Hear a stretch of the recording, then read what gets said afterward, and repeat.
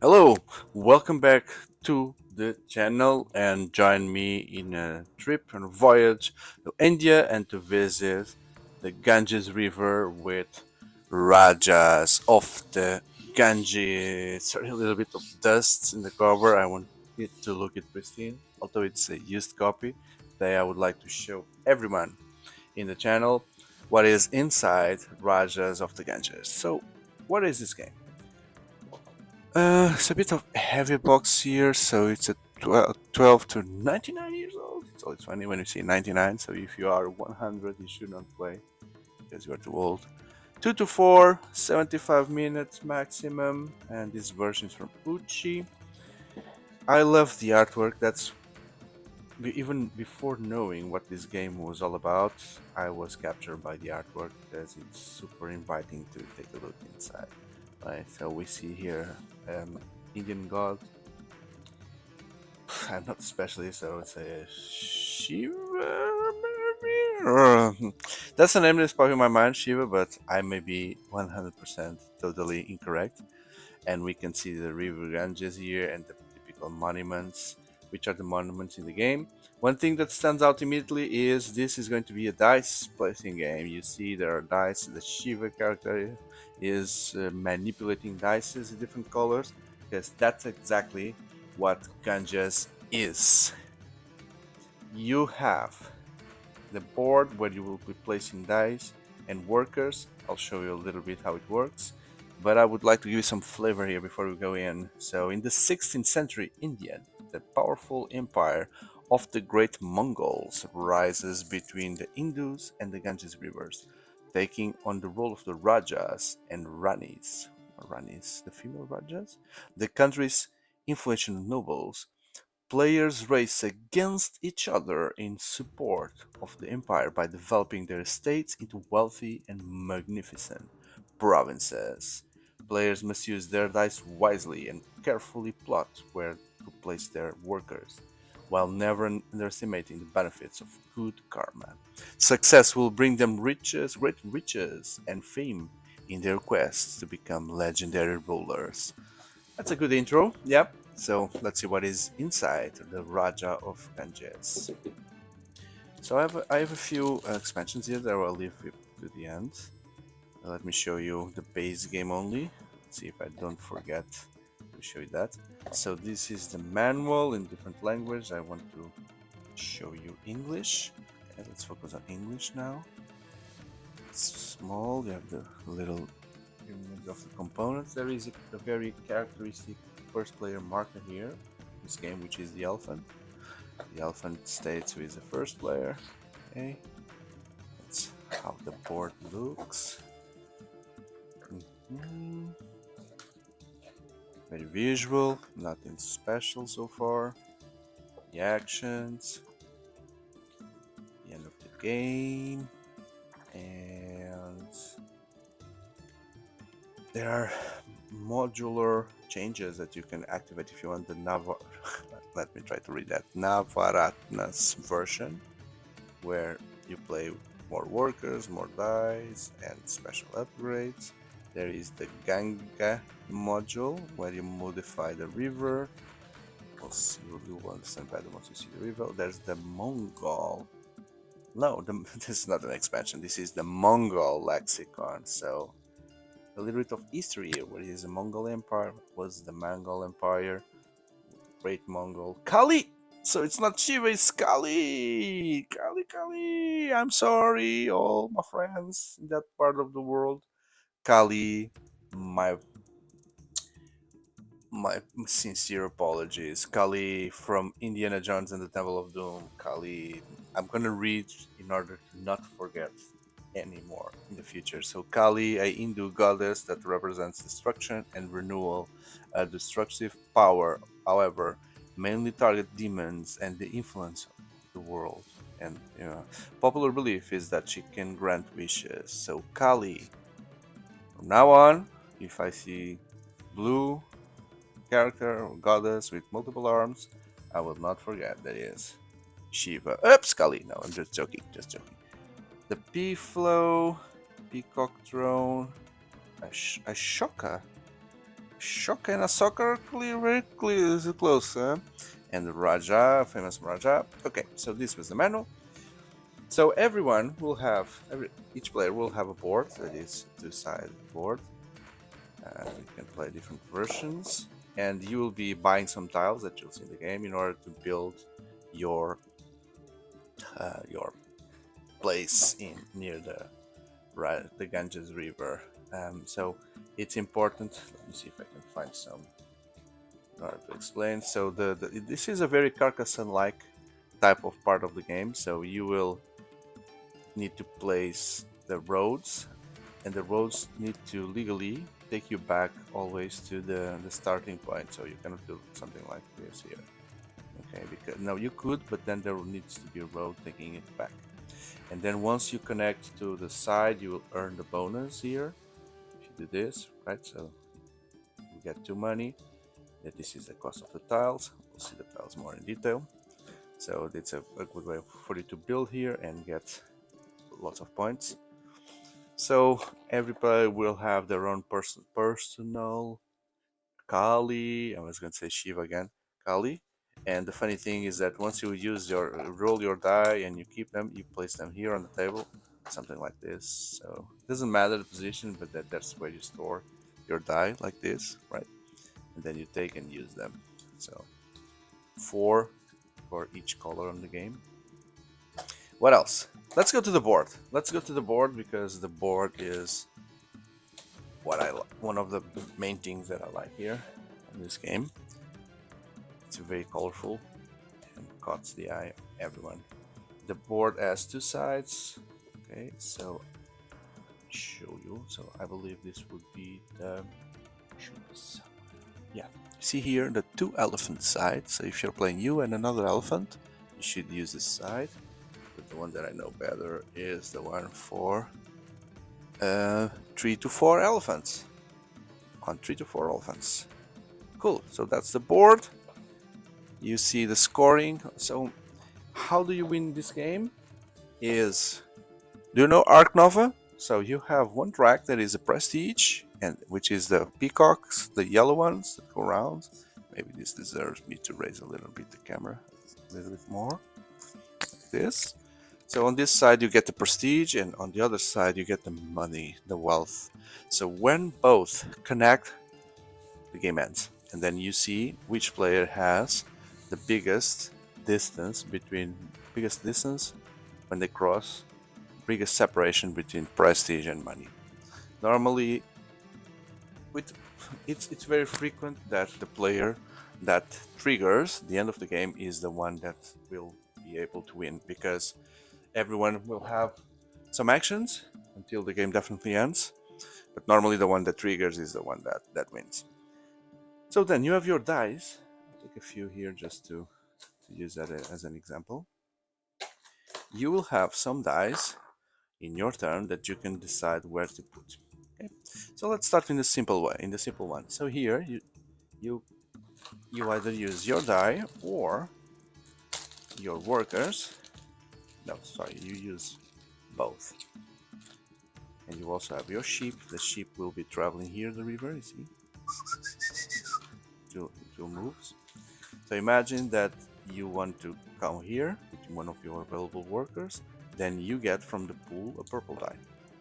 Yep, you roll and you keep it as a 1. Okay, but then if you want to go here, then you need to change one of your purple die, give it back to the pool, and then in this specific example, you would get 2 green dice. So that's a way you get more dice. It's trading 1 for 2 on specific colors. Then you roll and you get these numbers. Okay, so this is how to get dice. And then where to use the dice. So here you have this section, which reminds me a lot of Kingsburg, which is if you have any color, if you have a 1 dot die, you can go there. You just go there with your worker and you spend the die and put it back on the pool. Here you get the starting player elephant, which I would like to show you now since we're talking about that. Starting player elephant. Yeah, Yeah. So why is it important to be the starting player? Because then you will go immediately before everyone else to the places that everyone wants to go. And some of those places are here. So this one, starting player to prestige. Here, on 2 dot, you get 2 dice of any color, and you get an upgrade that you can place around your castle here. So imagine this one gives you there's okay, they all give you something, but you can upgrade it and become even better. Okay, so here you have an example. This does nothing, gives you nothing, but you can put an upgrade there. Then, but the most powerful thing here is the 2 dice of any color. On the 3 dots, you get 2 karma and 1 die of any color. So the karma is this thing here that goes up and down using some cubes. You can always spend karma to rotate the cube. As you can see there, you spend 1 karma and you inverse the cube. 7. Okay, so not 7. Sorry, it's 6. But I need a 1, so I use a karma to become a 1, and then I could go there. One thing that I learned on this game is that every die, each face of the die on the other side always has its opposite. To the point that if you sum both, you get always the number of dots, the number of sides plus 1. So here, I'm going to prove you this. So here you have 6, and the other side you have 1, so maximum 7 gives you 7. Here you have a 5, so on the other side there's a 2, 2, 7. Here you have a 3, on the other side you'll have a 4, 4. So it's always 6 sides plus 1. And this should be valid to 12-sided die, 4-sided die. 4 is difficult because you don't have invert. But the ones that are like pair numbers and big ones, on the other side you also have the opposite, that you need to get mathematically the number of faces plus 1. Okay, please try and tell me if this isn't correct. So that's where you get karma. There you advance one of on these tracks, which is a prestige in building buildings. We'll see that, and you get 3 of money.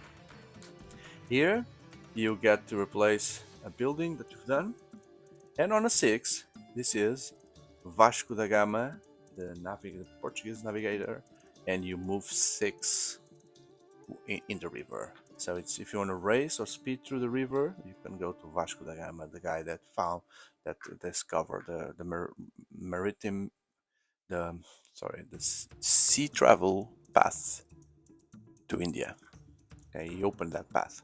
It's called Vasco da Gama. Then what else? So here, if you go here with your die, you need to pay. You just need to be. You don't need dice there. You just need to come with your worker. You pay that money, and then that's where you choose one of the tiles to build. But you still need dice to do this action, because the more this is the cost of this tile in specific colored die. So this one would require an amount of 10 or more, minimum 10 in blue dice in order to you build. So you need to have at like 2 5s, spend them to build this plus the money there. Okay.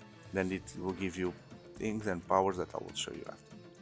So this is where you buy the tiles to build them. And then here is where you trade things for money. So once you start to have these tiles, you will have markets on the tiles.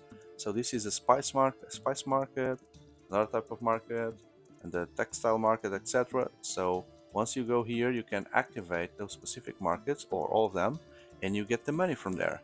That's how you earn money and build your wealth. Then you can also go to the river by spending some money to make the boats move, but only dies with 1 dot, 2 dots, or 3 dots can be used here, and the boat will move up to those numbers. So what you can get here is like more dice, more karma. You can activate some of these actions again. You get specific dice according to your karma, prestige. So yeah, that's how you will earn extra points, just by having spare dice to use there.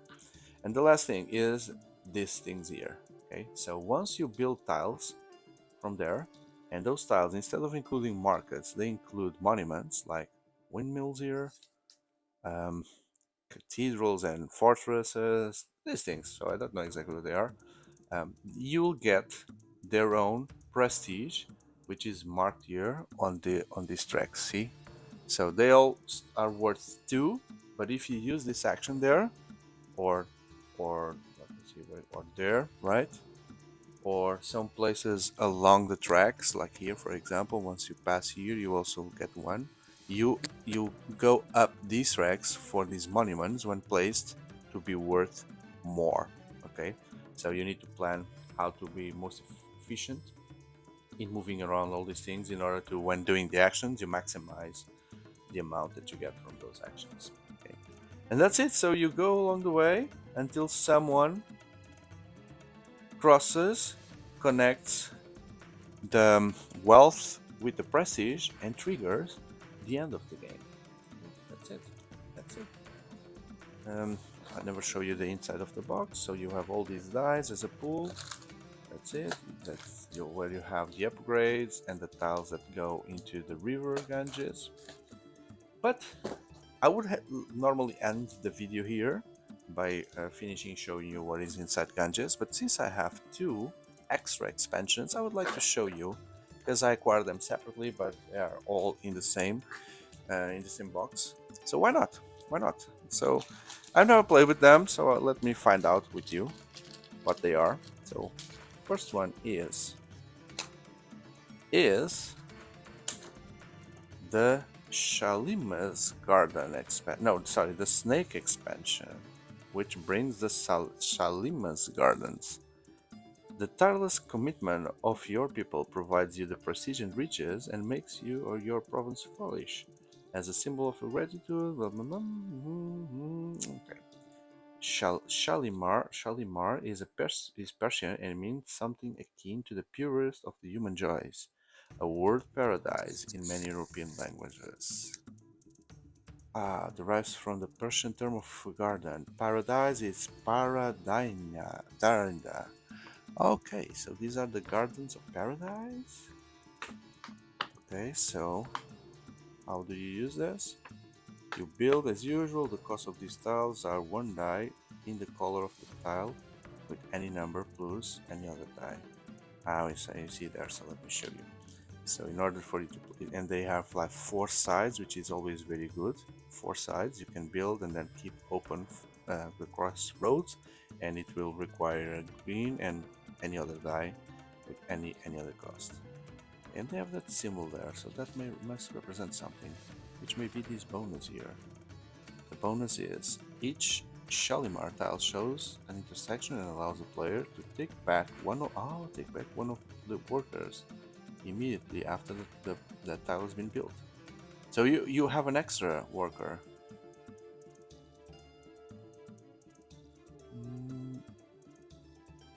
Yeah, you build it and you can get an extra worker based on this. That's cool. Okay, it's really like a mini expansion for the game. But I have another one. Let's see the other one. I have this one here. Let's take a look and see what it is. It's bigger, more components. So this is called the Mango Village expansion. Now the workers from the Ganges can also visit the village.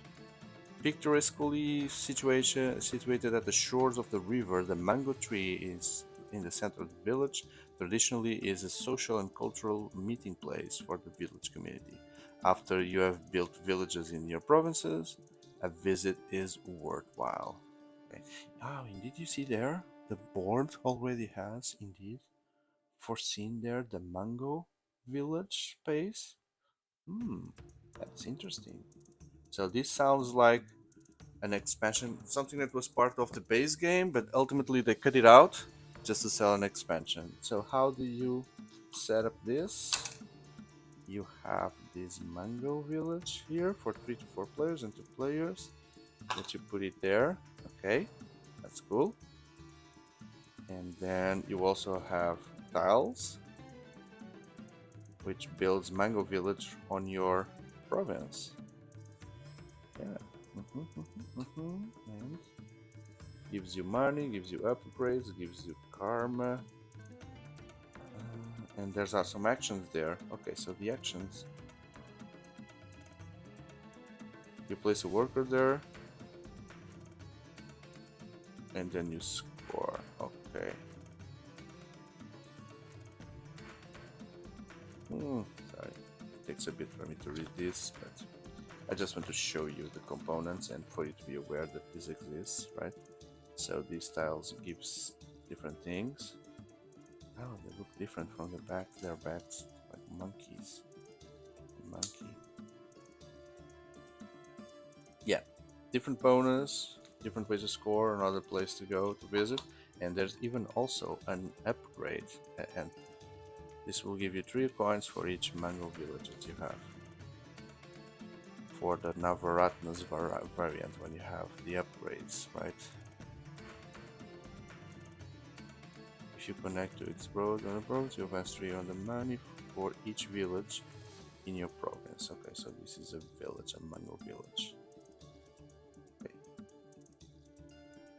Concerning the master builder, mango villagers can never be over. Okay, because normally you can build on top with this action here. You could build another one on top, but not on the mango village. But you can place these tiles on top of. But the mango village can go on top of others. On top of others. Yeah, that's it. That's the mango village. So yeah, definitely, we've done it. We've done it. We've visited Ganges. Let me just see if I don't lose anything.